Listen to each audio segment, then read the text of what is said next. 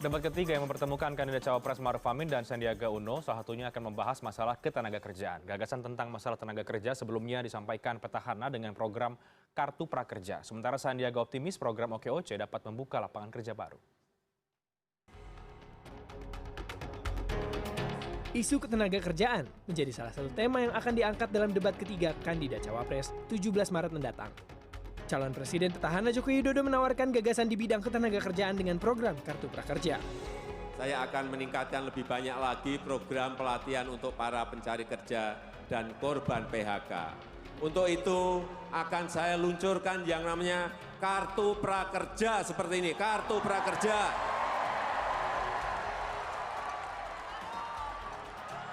Akan kita luncurkan untuk memberikan layanan pelatihan vokasi, untuk scaling, untuk reskilling, dan untuk upscaling. Ini pelatihan vokasi untuk meningkatkan keterampilan bagi yang belum bekerja, bagi yang berstatus sebagai pekerja, dan juga bagi yang akan berganti pekerjaan. Jokowi mengungkapkan para pemegang kartu tersebut akan diberikan akses untuk mengikuti pelatihan kerja. Jika dalam 1 hingga 2 tahun setelah mendapatkan pelatihan kerja masih belum mendapatkan pekerjaan, maka mereka bakal memperoleh gaji atau tunjangan dari pemerintah. Melalui program kartu ini, pemerintah diharapkan dapat membentuk sumber daya manusia Indonesia berkualitas premium yang mampu bersaing dalam negeri maupun luar negeri. Sementara itu, kubu kandidat nomor urut 2 akan menawarkan program One Kecamatan One Center of Entrepreneurship atau OKOC untuk skala nasional. OKOC merupakan salah satu program kewirausahaan yang diinisiasi Sandiaga selama menjabat Wakil Gubernur DKI Jakarta. Dikutip detik.com, calon wakil presiden nomor urut 02 Sandiaga Uno berharap program OKOC dapat terreplikasi seterusnya.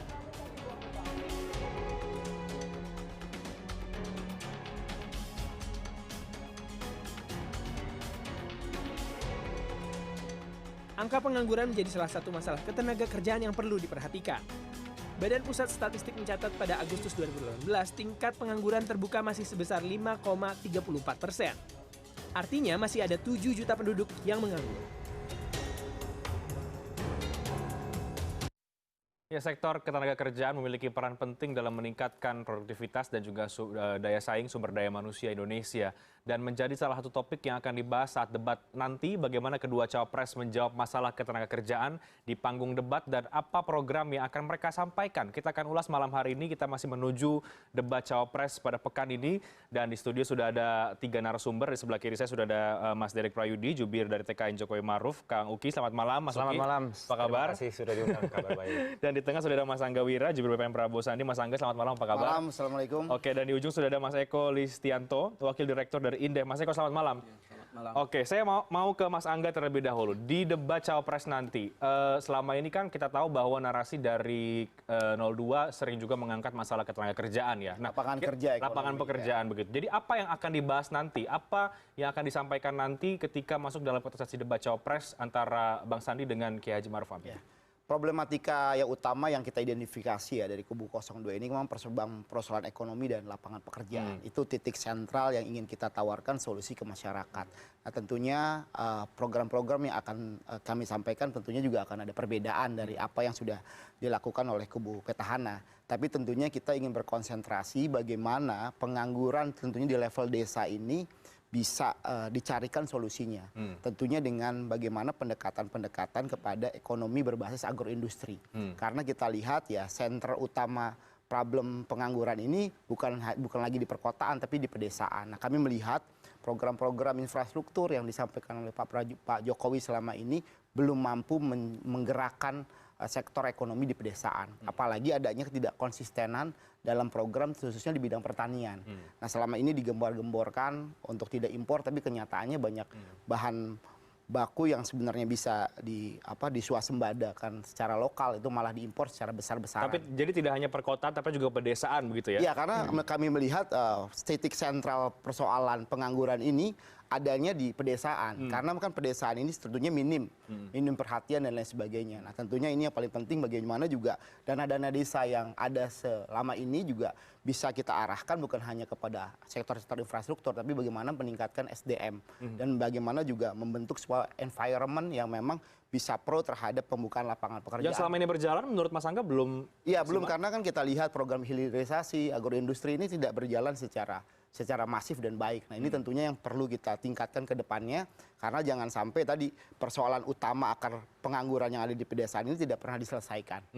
Oke, Mas Uki bagaimana menjawab apa yang tadi disampaikan oleh Mas Angga? Kalau dari 01 seperti apa gagasannya atau apa yang akan disampaikan soal ketenagakerjaan ini? Iya, jadi seperti ini. Kita kan ingin melanjutkan ya. Melanjutkan itu bukan berarti melakukan hal yang sama. Tapi kontinuitas artinya setelah melakukan ini, what's next gitu. Jadi apa yang pernah dilakukan itu akan disosialisasikan gitu. Termasuk dengan turunnya angka pengangguran sebanyak 530.000 orang pengangguran di tengah-tengah meningkatnya angkatan kerja setiap tahun itu 2 juta. Gitu. Nah ini juga akan disampaikan. Terus habis itu kita juga akan sampaikan bahwa penciptaan lapangan pekerjaan di Indonesia yang dijanjikan oleh Pak Jokowi sebanyak 10 juta lapangan pekerjaan itu sudah terrealisasi.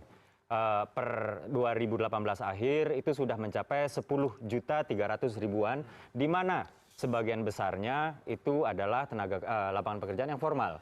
Gitu. Itu juga akan kita sampaikan. Termasuk juga wirausaha baru yang sudah tercipta di 2015 itu 27.000 dan meningkat di 2018 itu mencapai 40.000. Nah, apakah prestasi ini atau capaian ini kemudian stop di sini saja? Tentunya tidak. Kita identifikasi masih ada lubang-lubang yang harus kita isi ke depannya. Lubang-lubang itu apa? Misalnya, satu, ternyata walaupun angka pengangguran itu turun ya dan sudah mencapai inti pengangguran, ternyata angka pengangguran ini didominasi oleh lulusan SMK.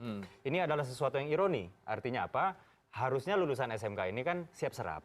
Misalnya seperti itu ya, harusnya siap serap, tapi ternyata masih mendominasi kebanyakan dari pengangguran gitu.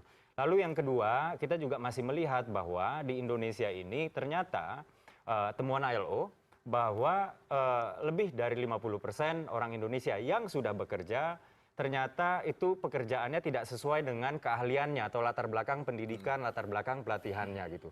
Dan pencari pekerja pemula atau first time job seeker di Indonesia itu masih membutuhkan waktu 50% lebih ya.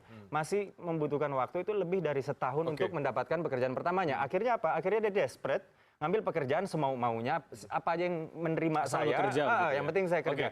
Nah ini tantangan kedepannya yang akan kita hadapi, dan hal ini menelurkan satu grand design yang disebut link and match antara supply dan demand dari tenaga kerja, dan dibagi-bagi lagi berbagai komponen, termasuk salah satunya adalah kartu prakerja. Mas Uki, merespon tadi Mas Angga katakan bahwa selama ini program disampaikan yang dilakukan belum bisa menyelesaikan masalah pengangguran misalnya tadi, dana desa dan lain sebagainya, infrastruktur ini belum bisa menyerap angkatan kerja terutama yang ada di pedesaan. Seperti apa kemudian?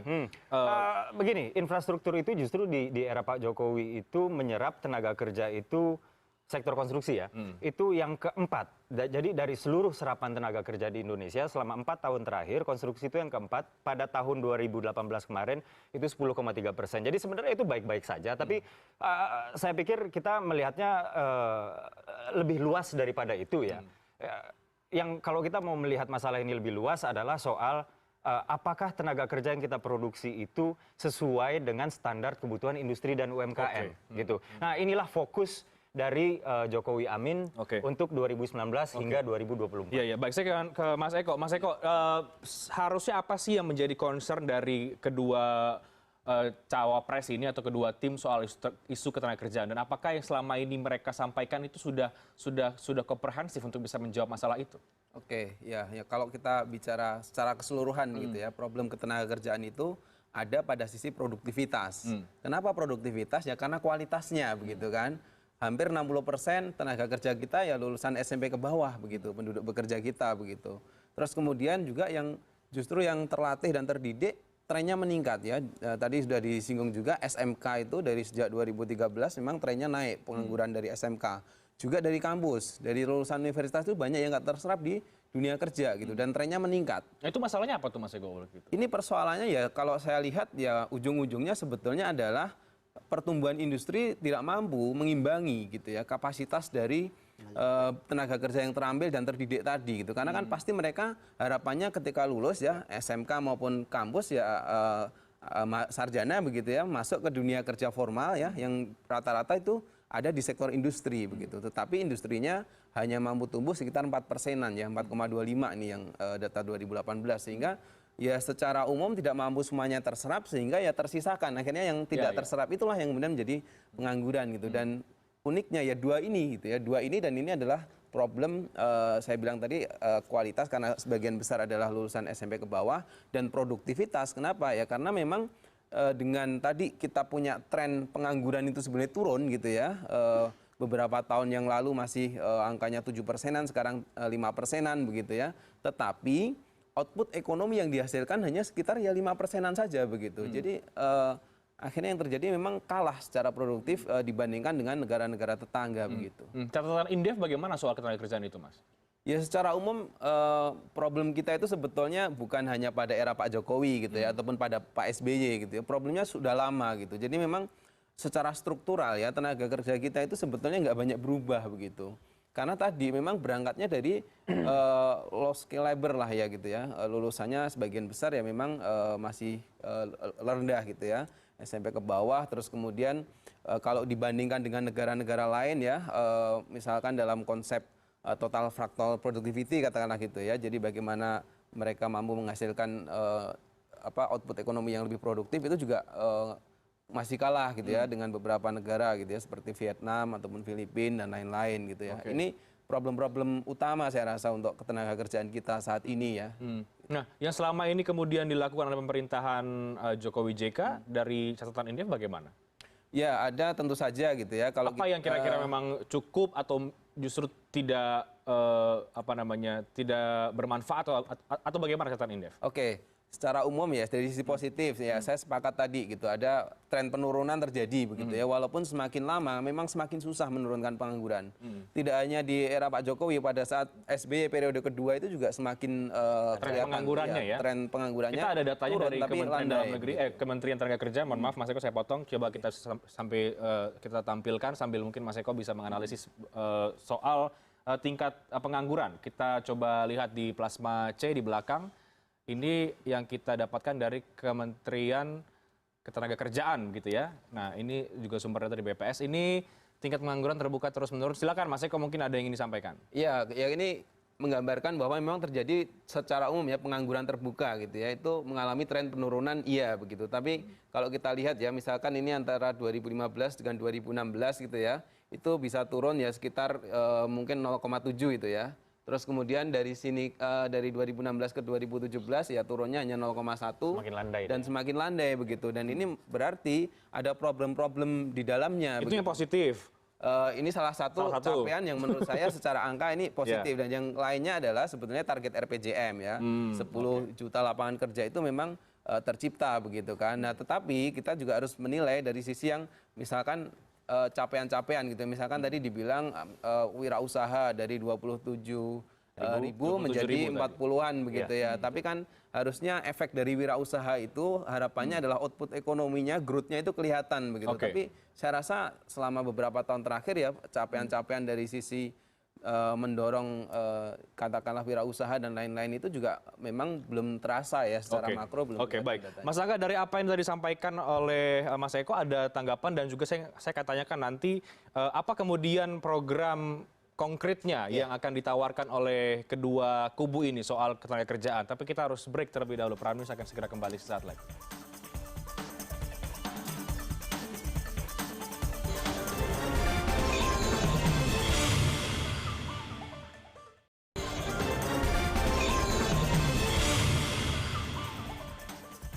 Iya, tadi ada beberapa poin yang sudah kita bahas baik dengan TKN BPN termasuk juga oleh Mas Eko. Saya ingin minta tanggapan dari Mas Angga kalau gitu tadi apa yang sudah disampaikan oleh Mas Eko. Sepakat tidak dengan misalnya penurunan angka pengangguran begitu ya, hal-hal yang lainnya yang kemudian memang tadi ada sisi positif dan juga negatifnya. Sepakat tidak dengan hal itu? Ya tentunya memang ada beberapa hal yang memang secara kasat mata kita lihat. Tapi problem utama yang ingin kita soroti saat sekarang ini kan memang Indonesia kan akan menghadapkan mengenai bonus demografi.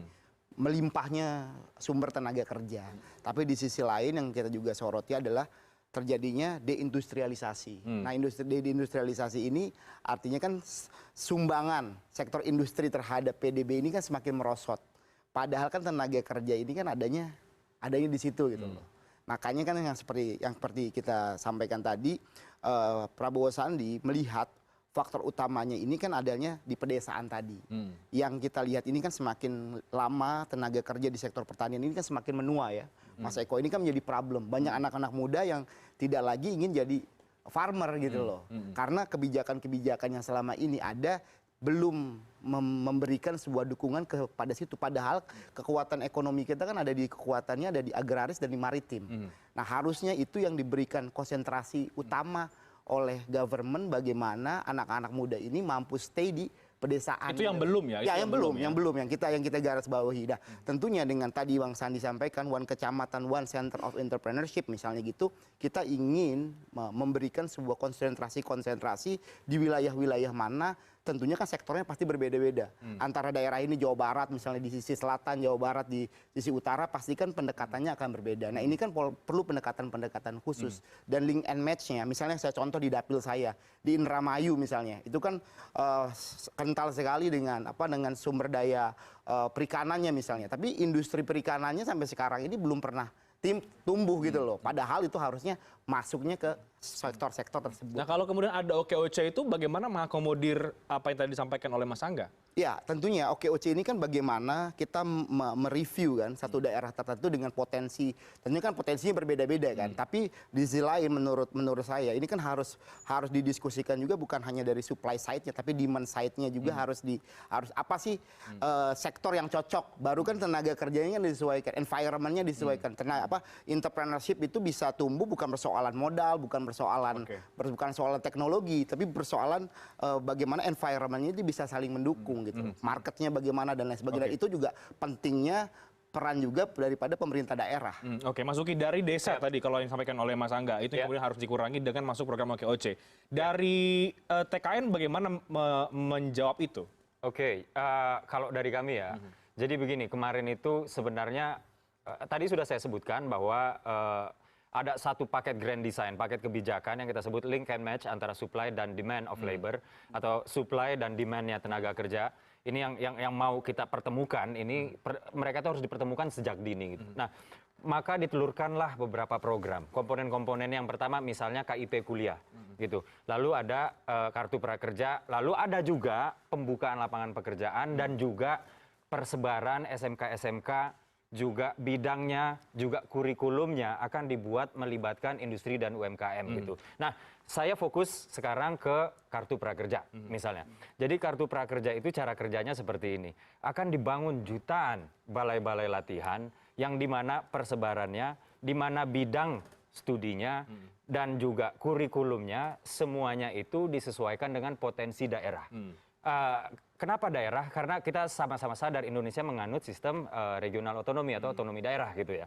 Nah, di sana akan disusunlah yang namanya kurikulum, dan kurikulum ini dalam penyusunannya melibatkan para pelaku industri dan juga para UMKM ya, yang dimana nanti lulusannya diharapkan pertama dia bisa membuka lapangan pekerjaan sendiri gitu. Lalu yang kedua, dengan meningkatnya produktivitas dan kemampuan kerja mereka, maka investor itu akan lebih suka dan lebih senang untuk masuk ke daerah sana, sehingga lapangan pekerjaan akan terbuka dengan sendirinya. Dan jangan lupa juga di sana akan dimasukkan juga unsur digital di dalam pelatihan itu, supaya mereka-mereka yang menginginkan untuk membuka usaha sendiri itu bisa menggunakan komponen digital itu untuk memasarkan barang, misalnya seperti itu ya. Saya kasih contoh, misalnya ada satu daerah yang potensi ekonominya adalah tambak udang. Tadi kan pertanian sudah ya. Sekarang misalnya tambak udang gitu.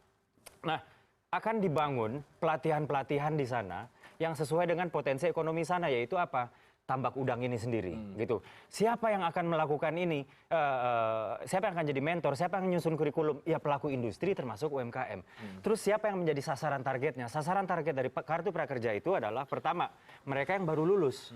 Kedua, mereka yang kena PHK gitu. Nah, dari dua orang inilah yang akhirnya disasar, dan Pak Jokowi itu inginnya program ini secara masif. Jadi bukan hanya untuk orang yang sekarang sedang aktif mencari kerja, tapi fenomenanya ada bahwa ada orang yang udah keenakan nganggur gitu. Makanya dikeluarkanlah insentif. Ini insentif supaya kamu-kamu yang tadinya itu udah emang nyari kerja supaya tambah giat, atau kamu yang tadinya udah males-malesan supaya nggak males untuk nambah kemampuan, akhirnya bisa bekerja. Baik, Mas Uki, insentif ini kemudian cukup ramai kemarin diperbincangkan karena memberatkan keuangan negara, misalnya dari mana uang didapat dan lain sebagainya. Ini bagaimana menjawab pertanyaan-pertanyaan seperti itu, Mas? Oke, jadi saya sendiri kemarin baru saja membuat sebuah tulisan, dan tulisan ini dimuat di Jokowi App. Artinya tulisan saya memang suara resmi dari TKN Jokowi Maruf. Kita melihat angka, kita hitungan kasar saja ya, untuk insentif, angka pengangguran di Indonesia itu 6,9 juta. Ya, kalau misalnya kita berikan 100.000 untuk satu orang per bulan, katakan memang untuk keperluan pelatihan, atau untuk nanti setelah dia lulus, mungkin nyetak CV dan lain-lain lah gitu ya. 100.000 sebulan itu artinya per satu bulan negara harus menyiapkan uang, kalau nggak salah itu sekitar 690 triliun. Miliar, 690 miliar. Dalam satu tahun itu cuma 7 triliun, 7, sekian triliun. Artinya apa? Anggaran pendidikan nasional itu udah 400 triliun, bro. Artinya apa? Mungkin nggak? Mungkin banget. Ini kita lakukan. Gitu. Tujuannya apa? Tujuannya sama. Tadi saya pikir ini ada satu kesamaan antara kami 0102, yaitu apa? Untuk meningkatkan produktivitas anak-anak bangsa. Tujuan besarnya itu apa? Supaya Indonesia berhasil memetik bonus demografi. Kalau kita ingin meningkatkan produktivitas, maka hal yang harus kita lakukan apa? Pemerintah harus hadir memastikan bahwa rakyat Indonesia bekerja sesuai dengan keahliannya. Oke, baik. Sebelum saya ke Mas Eko, saya ingin ke Mas Angga. Saya ingin Anda mengomentari, Mas Angga, soal kartu prakerja. Apa yang ada di apa pendapat dari teman-teman BPN soal kartu prakerja milik Pak Jokowi? Ya tentunya ini kan menyita banyak perhatian ya. Mungkin juga salah satu hal yang menarik juga yang disampaikan oleh. Tapi secara realistis saya rasa juga ini bisa dari jauh panggang dari api tadi ya disampaikan angka-angkanya. Karena Jadi nggak realistis begitu? ya menurut saya amat sangat tidak realistis ya. Karena kan ini juga belum terurai.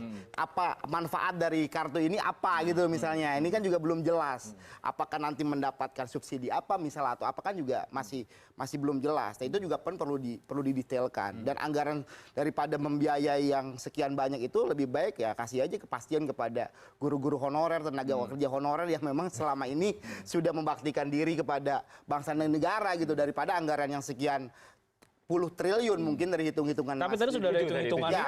Ya kan makanya. Tapi kan apanya itu kan juga Mas Didik belum fix juga mau diberikan apa ini, bentuknya seperti apa dan apakah bisa uang 100.000 itu menjadikan mereka itu apa? Nah ini kan juga masih mengambang menurut saya. Sedangkan kalau kita lebih berkonsentrasi anggaran yang ada ini untuk mencetak sentra-sentra kewirausahaan, tapi dengan basisnya ingin kita sampaikan adalah agroindustri.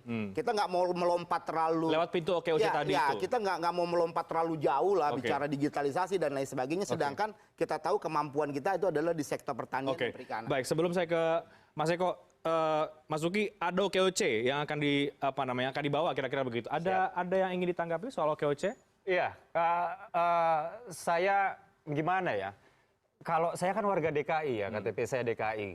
Saya melihatnya OKOC adalah program gagal gitu. Jadi saya nggak paham bagaimana seseorang mau meng-scale up OKOC yang saya nilai program gagal karena banyak yang tutup ke level nasional gitu. Dari OKOC ini sendiri misalnya sewaktu Pak Sandi berkampanye dulu disebutkan bahwa misalnya OKOC ini tidak akan menggunakan APBD gitu ya. Tahun 2018 kemarin pakai 92 miliar. Atau OKOC ini akan dimodali. Ternyata yang dimaksud dimodali itu adalah apa? Ya disuruh minjem juga dan minjemnya itu dengan bunga 1,5% per bulan. Dan ini jauh lebih tinggi daripada bunga bank 7% per tahun. Gitu. Nah ini makanya saya juga masih nggak ngerti. Yang dimaksud OKOC mode scale up itu adalah OKOC yang di DKI atau yang bagaimana nih? Kalau yang di DKI, tampaknya di DKI ya kayaknya Mas. Gini, Karena jadi kebetulan DKI, kan saya sama-sama Bang Sandi kan di HIPMI, Himpunan Pengusaha Muda Indonesia. Kita udah sekian tahun berbicara bagaimana memberikan sebuah insentif. Dan intinya untuk mengembangkan lapangan pekerjaan atau entrepreneurship itu kan environment yang diciptakan. Jadi program OKOC di sini adalah menciptakan environment. Dan tadi juga kita sampaikan partisipasinya bukan hanya dari partisipasi government gitu loh, tapi dari partisipasi publik. Kalau dalam konteks tadi dicontohkan ada yang tutup, ada yang lain sebagainya, namanya bisnis. Ya pasti saja ada dinamika yang ada. Tapi sebuah program yang elaboratif ini sudah berjalan dengan baik. Kita tanyakan ke Mas Eko. Mas Eko, kartu prakerja termasuk juga OKOC, bagaimana menurut Mas Eko, apakah itu sudah bisa menjawab permasalahan ketenagakerjaan atau seperti apa?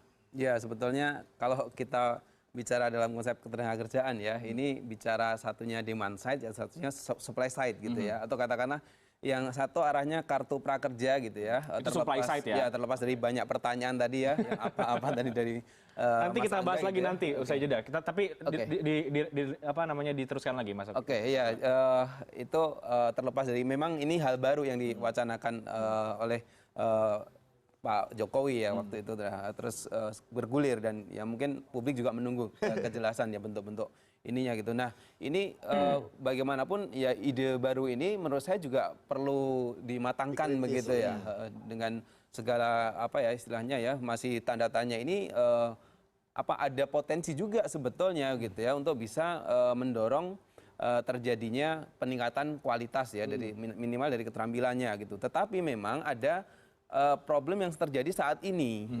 Data mengatakan ya dari 7 juta penganggur itu tadi ya sebetulnya sekitar 1,18 juta penganggur tadi itu pernah mendapatkan pelatihan dan sertifikasi dan tetap nganggur. Dan itu angkanya besar gitu ya. 1/7 dari pengangguran itu pernah dilakukan pelatihan. Berarti ada problem di pelatihan itu. Entah skalanya belum cukup, entah pelatihannya nggak match dengan yang apa yang diinginkan kebutuhan dunia kerja dan lain-lain. Dan itu harus digali gitu sehingga nanti kalau mau menerapkan konsep itu ke depan harus benar-benar melihat gitu ya pelatihan apa yang tepat buat kebutuhan calon-calon ini ya tenaga kerja ini begitu. Nah dari sisi OKOC ya memang kalau Ini kita demand side-nya tadi ya. dari sisi demand side yang sangat didorong oleh pasangan nomor 2 begitu ya untuk bisa mendorong apa istilahnya menciptakan sebuah bentuk lapangan kerja gitu ya. Nah, itu juga menurut saya juga menarik gitu untuk Nah, menariknya kenapa nanti Mas Eko kita ulas. Kita harus break dulu deh kalau gitu. Kita akan segera kembali sesaat lagi. Oke.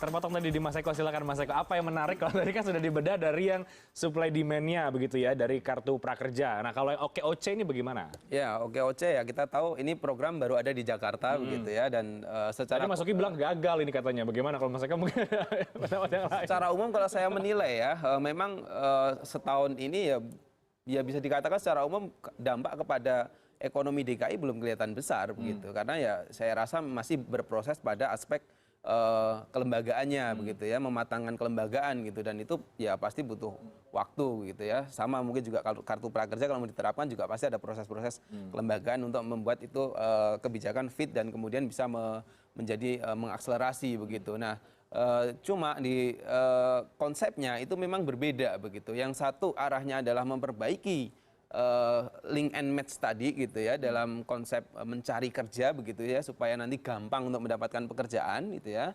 Yang pasangan nomor 2 itu mengarahkan bagaimana menciptakan lapangan pekerjaan. Nah, yang lebih tepat menurut Mas Eko yang mana dengan kondisi kita saat ini? Kebutuhannya dua-dua karena Kebutuhannya antara dua-dua. penciptaan dengan mencari kerja Jadi itu kan gabung aja harus mendingan ya? ketemu kan ya. Pada akhirnya memang begitu gitu dan Harus diskusi kali Iya, 01 dan sama 02. ya, saya rasa memang yang menarik di debat ketiga nanti adalah dua konsep yang memang berada satu di sisi demand dan satu di sisi supply ini akan dibenturkan ya dipertemukan begitu katakanlah dengan konsep debat itu sehingga aspek detail ya nanti konsep pelaksananya di mana itu akan sangat penting gitu karena nanti itulah yang akan menjadi istilahnya membuka mata lah ya gitu ya para ini konstituen itu oh iya ini kayaknya lebih masuk akal nih oh ini realistis iya lebih realistis dan yang ini mungkin belum gitu ya dan hal lain yang juga perlu ya saya sampaikan saya kritisi di sini adalah terkait tadi agroindustri begitu ya pedesaan dan lain-lain gitu ya data memang menunjukkan ketika awal-awal dana desa itu bergulir gitu ya pengangguran di pedesaan turun ya dari 4,9 sekarang 4%-an gitu Kemudian? ya. Persoalannya adalah setahun terakhir itu balik lagi naik. Jadi tahun lalu 4,01 sekarang 4,04 ya. Jangan diperhatikan hanya 0,-nya tetapi persoalannya adalah anggaran dana desa itu berlipat ganda ya naiknya gede banget gitu tetapi tidak ada berkelanjutannya di situ. ketimpangan pengangguran di pedesaan gitu ya ternyata malah meningkat. Nah ini harus jadi PR besar juga gitu ya ketika kemudian konsep ini belum mampu gitu ya belum menjadi obat mujarab gitu ya bagi pengangguran di seperti pedesaan. pemadam kebakaran itu harus ada berlanjut. Oke, sebelum ke Mas Uki, Mas Angga, isu apa sih nanti sebagai penantang yang akan dibawa di panggung debat? Ya problem dari utamanya Cawapres? sih menurut saya kan memang soal pertumbuhan ekonomi ya. Target-target pertumbuhan ekonomi sebesar 7% kan masih jauh banget gitu loh. Sebenarnya kalau pertumbuhan ekonominya tinggi ya automatically lapangan pekerjaan pasti ya automatically kan tersedia. Tersedianya tentunya sesuai dengan kebutuhan atau juga dunia kerja ini. Nah, karena karena pertumbuhan ekonomi juga tidak tercapai target-targetnya ya pasti impact-nya kepada jumlah pengangguran. Dan juga yang ingin juga kita kritisi kan isu menyeruak ini soal tenaga kerja asing. Oh, itu akan dibawa juga? Enggak, ini juga salah satu yang menurut kita juga harus ada bahasan yang lebih detail lagi gitu loh. Karena jangan sampai ini menjadi isu yang panas gitu. Bahasan lebih detail itu apa ya maksudnya? Apa yang mau dibahas lebih detail lagi? Ya, menurut saya kan mengenai tenaga kerja asing kan memang juga sudah tidak bisa dihindari lagi ke depannya karena kan dunia ini makin borderless ya. Tapi jangan sampai tenaga kerja asing yang masuk ini adalah tenaga kerja yang bisa diisi oleh tenaga kerja lokal gitu loh. Jangan sampai tenaga kerja harusnya bisa lokal malah asing yang membanjiri. Nah, hal-hal tersebut kan perlu adanya diskusi yang lebih detail lagi terhadap poin tersebut. Dan itu juga akan menjadi salah satu yang kita soroti juga. Amunisi mungkin ya. Kalau amunisinya petahana bagaimana menjawab tadi yang disampaikan oleh Mas Angga? Ada tenaga kerja asing, target ekonomi tidak tercapai, bagaimana Mas Uki? Ini kalau soal SDM ya, kita fokus soal SDM aja. Kalau soal pertumbuhan ekonomi juga ada sih penjelasannya. Tapi oke lah kita karena durasi. Jadi kita fokus ke SDM. Misalnya soal tenaga kerja asing ini sebenarnya isu yang dilebih-lebihkan saja. gitu. Karena apa? Karena jumlah tenaga kerja asing di Indonesia itu hanya sekitar 100 ribuan. Itu per akhir 2018. Gitu. Dan tenaga kerja asing yang paling dikhawatirkan dan yang sering dipolitisasi itu kan tenaga kerja asing asal Tiongkok. Yang mana itu jumlahnya juga cuma 30 ribuan gitu. Bandingkan dengan tenaga kerja Indonesia yang ada di luar negeri itu 9 juta loh. Tenaga kerja Indonesia yang ada di Tiongkok itu 900 ribu gitu. Dan di Indonesia tenaga kerja asing ini jumlahnya itu tidak lebih dari 0,1%. Artinya apa? Artinya ini sebenarnya bukan sebuah isu yang dipaksakan menjadi isu. Tapi tadi yang akan diminta untuk dibahas juga loh. Ya silakan. Sebenarnya ini sesuatu yang tidak sulit dijawab. Oke. Saya agak heran kenapa ini mau diangkat. Ya. Tapi ya terserah. Nah, cuman kalau dari petahana sendiri, kita akan menjabarkan capaian-capaian terkait dengan isu sumber daya manusia, termasuk juga capaian di bidang indeks pembangunan manusia misalnya gitu ya. Jadi indeks pembangunan manusia ini ada 4 komponennya. Harapan lama hidup, harapan lama sekolah, pendidikan rata-rata, terus habis itu adalah pengeluaran atau living standard gitu ya. Nah, dari 4 komponen ini di era Pak Jokowi sama seperti era sebelumnya, itu semuanya naik. Cuman yang membedakan ya Mas, yang membedakan baru pertama kali sepanjang sejarah Republik ini berdiri, kenaikan paling tajam indeks pembangunan manusia itu ada di Indonesia Timur, yaitu Papua, Papua Barat, Gorontalo, dan NTB. NTB mungkin Indonesia Tengah. Tapi inilah bukti keberpihakan Pak Jokowi. Jadi pencapaian-pencapaian itu yang akan nanti dibawa dalam panggung debat ya? Gini, Indonesia Timur itu jumlah penduduknya hanya 10%. Kalau Pak Jokowi hanya mementingkan efek elektoral, ngapain capek-capek bangun Indonesia Timur? Oke, baik.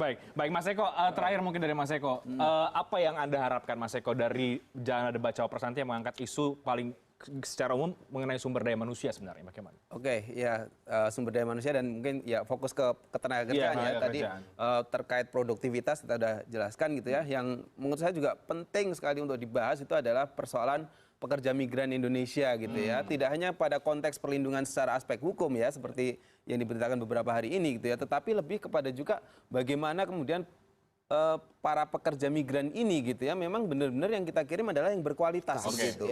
Karena ini problem besar gitu karena dan kita tahu bahwa tadi ya diinikan oleh Mas Uki bahwa misalkan memang tidak banyak tenaga kerja asing di Indonesia gitu ya, dibandingkan kita yang keluar gitu ya. Tetapi memang kalau kita bandingkan remitansinya gitu ya, yang 9 juta tadi itu menghasilkan remitansi sekitar 10 miliar US dollar.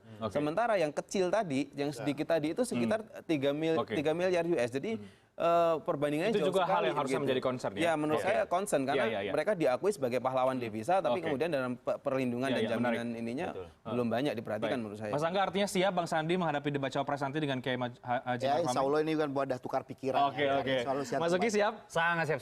Sangat siap. Kita tunggu nanti apa namanya jalannya debat cawapres nanti yang mengangkat isu satunya soal ketenagakerjaan. Mudah-mudahan apa yang kita diskusikan nanti betul-betul terimplementasikan dalam jalannya debat cawapres nanti. Dan Prime News akan segera kembali saat lagi, tetap bersama kami.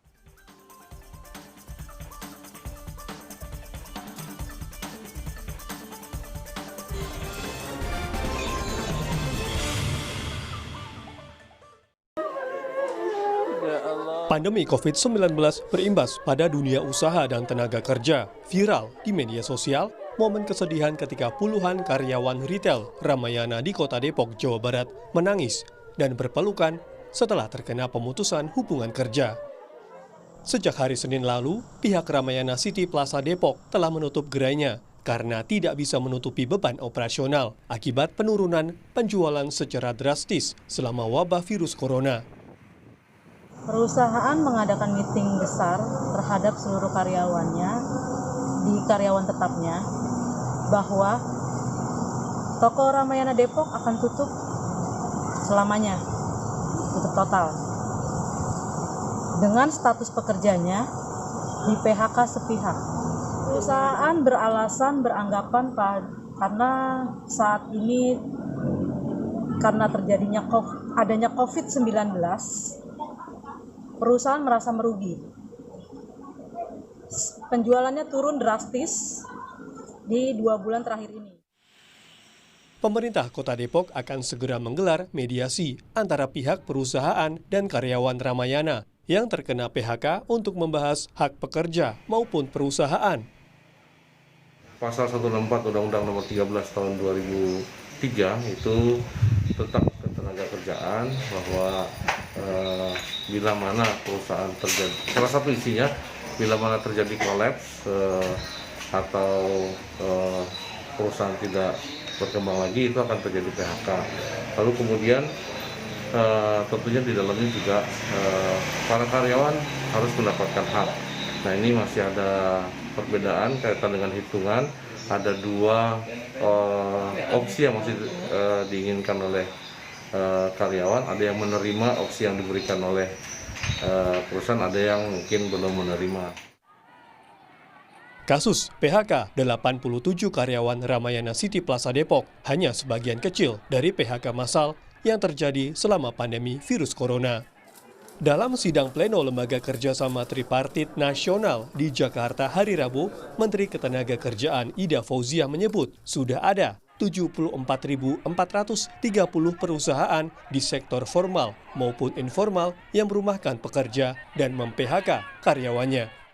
Jumlahnya 1.200.031 orang, kata Menteri Ketenagakerjaan, seperti yang kami kutip dari laman kompas.com, 8 April 2020. Situasi dan kondisinya memang berat, tapi inilah saatnya pemerintah, pengusaha, dan pekerja bekerja sama mencari solusi untuk mengatasi dampak COVID-19, lanjut Ida Fauzia.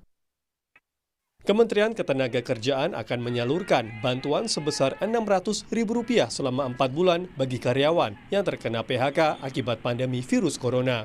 Bantuan ini akan diberikan setelah karyawan mendaftar untuk mendapatkan kartu prakerja. Pendaftaran bisa dilakukan di situs resmi Kartu Prakerja ataupun melalui Dinas Tenaga Kerja di wilayah masing-masing.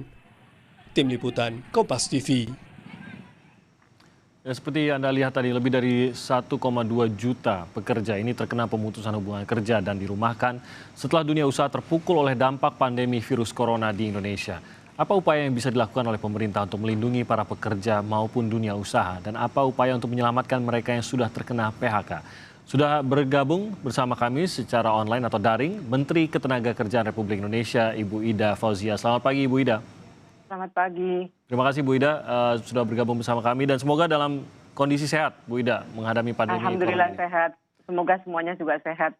Terima kasih Bu Ida. Mungkin boleh diperbarui dulu Bu Ida. Tadi kita sudah memuat pernyataan Anda mengenai data sementara 1,2 juta orang lebih ini mengalami PHK. Mungkin sudah ada informasi lain mengenai jumlah perusahaan juga yang terpaksa merumahkan dan mem-PHK karyawannya dan berapa sebenarnya yang terdampak tidak hanya oleh PHK-nya langsung tapi terdampak dari pihak-pihak entah keluarga mereka juga yang ter-PHK. Ya Mas, data per kemarin ya memang ada kenaikan yang cukup signifikan. Jadi dari mereka pekerja formal maupun informal yang ter-PHK itu angkanya menjadi 1,427 ribu 67.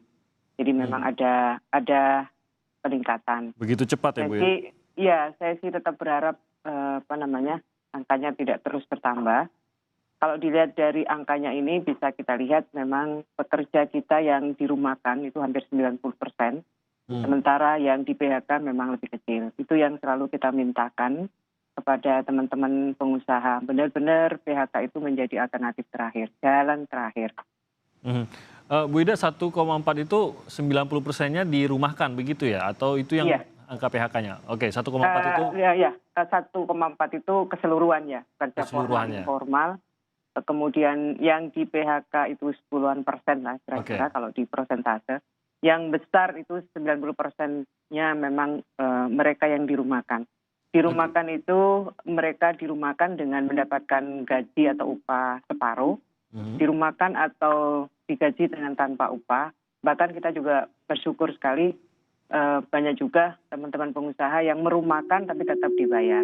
Oke, dari sektor-sektor yang terdampak, terutama yang sudah terdata dari 1,4 ini, terutama yang di PHK Bu, ini sebagian besar di industri apa Bu atau di bidang apa? Sebenarnya yang paling terdampak lebih dulu ini adalah teman-teman sektor pariwisata ya. Sejak Januari mereka sudah mendapatkan dampak lebih dulu. Kemudian sektor-sektor government, garment itu termasuk teman-teman yang terdampak lebih dulu. kalau yang sudah mulai tampak, kalau tadi kan pariwisata, Bu Ida mengatakan ini, dan kita pun bisa melihat dengan mata kita sendiri bagaimana sektor pariwisata ini sangat terdampak. Tapi semakin hari, apa sektor yang mulai dalam tanda kutip menyerah begitu Bu, dan terpaksa mem-PHK-kan karyawannya? Mungkin sektor otomotif, kemudian... Berarti buruh di sini Bu ya? Buruh di sektor otomotif itu terutamanya buruhnya begitu ya Bu? Iya. Okay. Sudah mulai ada pengurangan produksi ya. Oke, itu yang berikutnya Bu. Nah, dari 1,4 juta ini tadi Ibu mengatakan bahwa 90% dirumahkan untuk belum tahu berapa lama ke depan. Dari perusahaan-perusahaan atau dunia usaha ini menjanjikan bisa berapa lama Bu mereka merumahkan karyawan ini tanpa harus mem-PHK? Tentu sangat bergantung kondisi COVID-19 ini selesai ya. Saya kira kita sih berharap paling lama Juni bisa selesai COVID-19 ini. Sehingga kemudian teman-teman pengusaha kita bisa beroperasi kembali. Dan pilihan untuk merumahkan kemudian bisa diakhiri dengan mempekerjakan kembali teman-teman pekerja. Kepada para pengusaha sendiri, arahan Ibu Ida seperti apa Bu? Kami mengulang sebenarnya ini surat edaran Menaker Tran yang sudah lama, tahun 2004. Kita berharap sekali lagi PHK itu sebagai jalan terakhir. Beberapa alternatif yang bisa diupayakan misalnya mengurangi upah dan fasilitas pekerja tingkat atas, misalnya tingkat manajer dan direktur.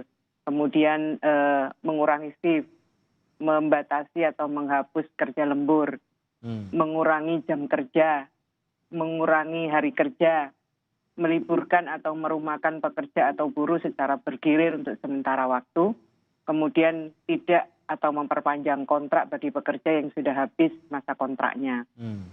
Ini beberapa alternatif dan saya kira teman saya sekali lagi berterima kasih. Semua sih tidak ingin kondisi ini terjadi, tapi dengan segala upaya menghindar dari PHK dengan beberapa langkah yang saya sampaikan tadi. Yang mungkin banyak dilakukan adalah meliburkan atau merumahkan pekerja secara bergilir untuk sementara waktu. Tanggapan dari pengusaha bagaimana Bu? Ya, hampir semua pengusaha kan menyatakan bahwa ini COVID-19 ini benar-benar memukul bagi kita semua. Dan tidak terduga. Iya tidak terduga. Pada akhirnya kan upah pekerja menjadi turun, daya belinya menjadi turun, konsumsi keluarga menjadi turun, itu sudah secara otomatis. Kalau dari mereka yang di PHK dan terutama juga sekarang kan buruh juga mulai khawatir bagaimana mereka tidak dapat berproduksi sehingga kemungkinan mereka juga akan perlahan-lahan dalam jumlah besar mulai kehilangan pekerjaan mereka. Adakah yang melakukan mediasi kepada perusahaan, mencoba untuk mempertahankan ataupun mengajukan sengketa? Adakah itu, Bu Ida? Iya, menghadapi kondisi ini saya telah mengeluarkan surat edaran kepada gubernur yang diteruskan kepada bupati, yang diteruskan kepada perusahaan-perusahaan agar isinya surat edaran itu melakukan perlindungan kepada kelangsungan dunia usaha dan perlindungan bagi pekerja dan buruh. Apakah perlindungan dari sisi upahnya maupun perlindungan dari terjangkitnya COVID-19. Jadi upaya-upaya itu harus dilakukan. Kita berharap teman-teman yang masih berproduksi dan memang kita kalau tidak termasuk di daerah yang menjalankan PSBB tetap berproduksi, maka protokol kesehatan itu harus dijalankan. K3-nya harus berjalan dengan baik. Itu sih yang kami sudah agak lama ketika COVID ini mulai merebak, saya menyampaikan surat edaran tersebut. Jadi ada perlindungan terhadap dunia usaha ataupun pengusaha juga ya Bu ya dalam menghadapi situasi tidak terduga ini begitu ya Bu? Iya, saya kira. Oke. Tapi belum ada juga mungkin yang terdata oleh Kementerian Ketenagakerjaan mengenai adanya tuntutan. Mengingat ini kan sangat besar sekali. Ini 1,4. Tadi kita masih berbicara 1,2. Update terakhir ternyata 1,4 yang dirumahkan dan di PHK. Ini kita belum tahu lagi akan ya semoga tidak bertumbuh lebih besar lagi, tapi kita semoga melihat tidak realistis. besar lagi. Betul Bu, realistisnya kita tahu, ini kita belum tahu sampai kapan corona ini akan berakhir begitu. Bisa saja angka ini akan terus bertambah besar. Nah, bagaimana perlindungan dari pemerintah untuk menjamin kesejahteraan dan kemungkinan dari mereka yang di PHK dan dirumahkan ini bisa kembali bekerja? Kita akan bahas itu, Bu Ida, tapi kami akan jeda sebentar dan kembali kepada Anda sesaat lagi. Kembali bersama kami di CNN Indonesia Business. Badan Pusat Statistik mencatat dari 131 juta orang angkatan kerja di Indonesia, sebanyak 5,34%-nya atau 7 juta orang diantaranya merupakan pengangguran terbuka. Kepala BPS Suharyanto seperti dikutip dari detik.com menyatakan angka pengangguran sebanyak 7 juta orang didominasi oleh masyarakat lulusan sekolah menengah kejuruan sebesar 11,24%, lulusan SMA 7,95%, lulusan diploma 3 6,02%, dan lulusan universitas 5,89%, SMP 4,80% dan sekolah dasar sebesar 2,43%. Jumlah penduduk usia kerja di Indonesia sebanyak 194,78 juta orang. 131 juta orang merupakan angkatan kerja, sementara 63,77 juta orang bukan angkatan kerja. Dari 131 juta orang angkatan kerja tersebut, 124 juta orang bekerja sementara 7 orang merupakan pengangguran. Badan Pusat Statistik mencatat dari 7 juta orang pengangguran terbuka di Indonesia, jumlah pengangguran terbanyak berada di Provinsi Banten sebesar 8,52% atau sebesar 594.600 orang. Sementara paling rendah di Provinsi Bali sebesar 1,37% atau sebanyak 95.500 orang. Di Ibu Kota Jakarta pengangguran sebanyak 6,24%, Jawa Timur 3,99% dan di Jawa Tengah 4,51%. Pemerintahan Presiden Joko Widodo akan menggelontorkan subsidi sebesar Rp300.000 hingga Rp500.000 per bulan untuk membantu para pengangguran dalam mencari kerja. Subsidi tersebut akan digelontorkan lewat Kartu Prakerja.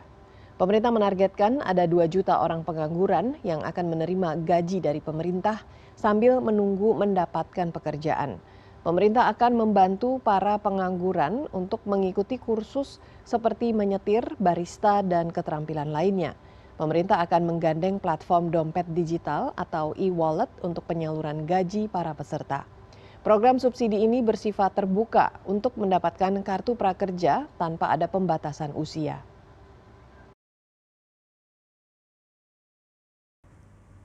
Virus corona yang telah menjangkiti 11 juta orang di dunia tak hanya menjadi krisis kesehatan global, tapi kini juga menjadi krisis pasar tenaga kerja yang berdampak besar terhadap hidup banyak orang.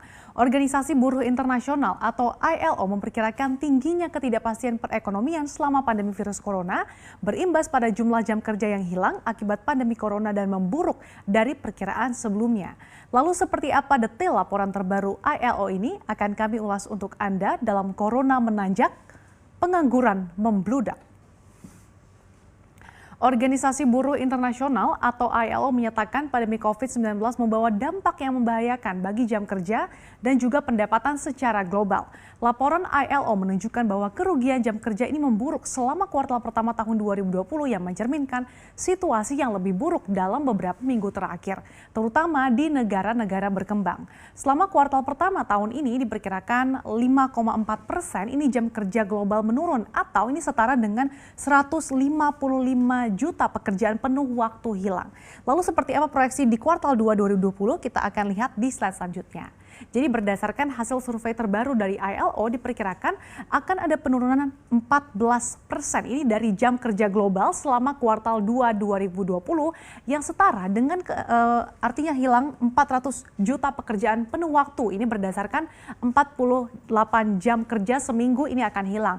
Nah, perkiraan ini lebih buruk dari prediksi yang dikeluarkan ILO pada 27 Mei lalu bahwa terjadi penurunan 10,7% atau hilangnya 305 juta pekerjaan.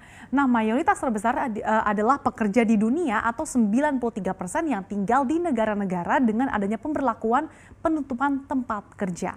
Dan Amerika mengalami penurunan terbesar. Kalau kita lihat secara regional ya, persentase hilangnya jam kerja pada kuartal 2 2020 terbesar terjadi di Amerika. Ini sebesar 18,3% atau hilangnya 70 juta pekerjaan penuh waktu. Kemudian disusul Eropa dan Asia Tengah, penurunan 13,9% atau setara 45 juta pekerjaan yang hilang.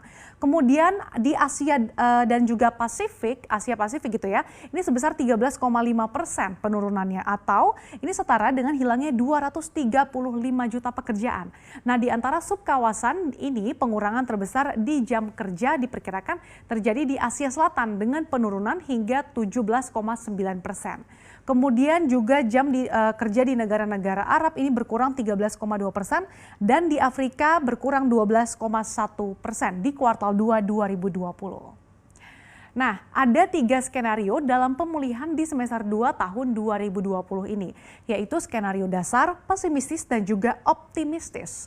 Hal ini menekankan bahwa hasil jangka panjang akan tergantung bagaimana masa depan pandemi dan juga bagaimana pengambilan keputusan kebijakan pemerintah. Kita lihat yang pertama skenario dasar. Skenario ini mengasumsikan rebound dalam kegiatan ekonomi sejalan dengan perkiraan, di mana ada pencabutan pembatasan tempat kerja, kemudian pemulihan pada konsumsi dan juga investasi.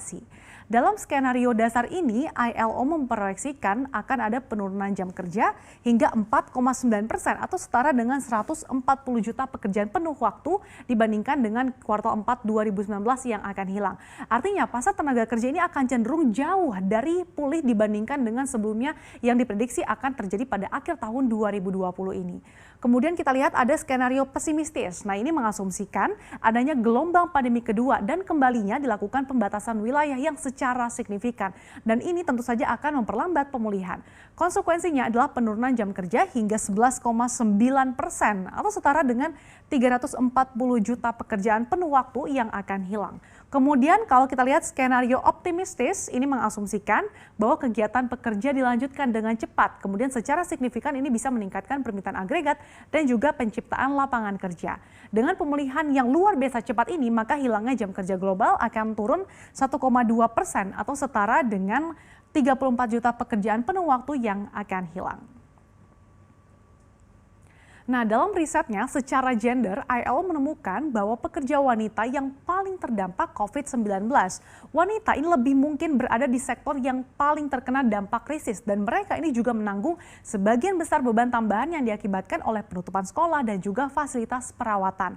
Sejumlah sektor ekonomi yang paling parah terkena dampak krisis seperti akomodasi, makanan, penjualan, dan manufaktur ini secara global hampir 510 juta atau 40% dari semua wanita yang bekerja di 4 sektor tersebut yang paling terkena dampaknya dibandingkan dengan pria yaitu 36,6%. Selain itu, wanita juga mendominasi dalam pekerjaan rumah tangga dan sektor pekerjaan perawatan kesehatan dan juga sosial.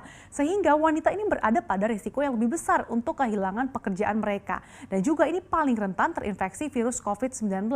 Selain itu, wanita juga lebih kecil kemungkinannya untuk memiliki perlindungan sosial. Kemudian berbagai negara ini kan telah mengadopsi langkah-langkah kebijakan dengan cepat dan juga cakupan yang belum pernah terjadi sebelumnya untuk menangani virus corona dan juga perekonomian gitu ya. Jadi menurut ILO ada beberapa tantangan utama ke depannya. Kita lihat yang pertama yaitu menemukan keseimbangan kebijakan yang tepat, yaitu dalam intervensi kesehatan, ekonomi, dan sosial ini supaya kebijakan yang diambil bisa menghasilkan pasar tenaga kerja yang berkelanjutan dan juga optimal. Pasalnya dengan dibukanya kembali tempat-tempat kerja meskipun terdapat protokol kesehatan, ini masih ada kekhawatiran bahwa tindakan prematur itu memicu gelombang kedua virus corona. Selain itu, setiap negara ini harus menstimulasi ekonomi dan juga serapan tenaga kerja melalui kebijakan fiskal yang aktif, kebijakan moneter yang akomodatif, serta pemberian pinjaman spesifik untuk sektor tertentu seperti kesehatan masyarakat. Kemudian juga melindungi tenaga kerja dan ruang kerja. Nah, ini dengan adanya pandemi menunjukkan bahwa adanya ketidakadilan dalam dunia kerja. Wanita, kaum muda, dan pekerja informal ini paling rentan terhadap kehilangan pekerjaan. Begitu pula mata publik ini jadi terbuka bahwa pekerja kesehatan, kemudian juga perawat, kemudian pembersih dan juga pekerja rumah tangga ini perannya cukup penting dan telah berkontribusi selama pandemi. Kemudian ada juga memperkuat dialog sosial dan menghormati hak di tempat kerja. Dalam banyak kasus, dialog sosial ini secara efektif menyatukan pemerintah, pengusaha, dan juga pekerja. Pasalnya, orang-orang di sebagian besar negara ini menjadi sasaran pembatasan yang luas pada kebebasan pribadi mereka selama pandemi yang umumnya ini terjadi dan dianggap sah-sah saja. Nah, di masa pandemi ini banyak perusahaan yang tidak memberikan justifikasi atas pembatasan apapun tentang hak-hak dasar di tempat kerja. Demikian pelajaran untuk hari ini.